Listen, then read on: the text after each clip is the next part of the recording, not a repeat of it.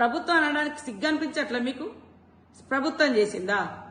మీరు ఎంతో మంది సినిమా యాక్టర్లతోటి, ఆ యాక్టర్లు ఈ యాక్టర్లు, ఈ వెంకలు ఆ వెంకలు, ఆ వంకలు ఈ వెంకలతోటి వాళ్ళ కోసం హైదరాబాద్ నంతా ఏదోదో చేసినప్పుడు గుర్తుకు రాలే మీకు తెలంగాణ ఆత్మగౌరవం?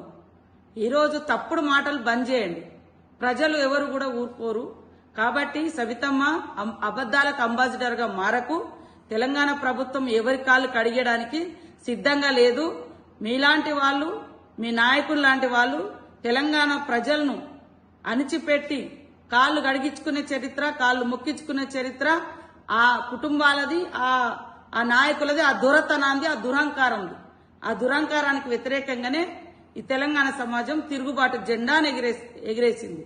కాబట్టి ఇక్కడ నిన్న జరిగిన దాంట్లో కేవలం మేము తెలంగాణ సంస్కృతి, గిరిజన సంస్కృతి సాంప్రదాయాల బద్దంగానే మేము అక్కడ చేసినాం.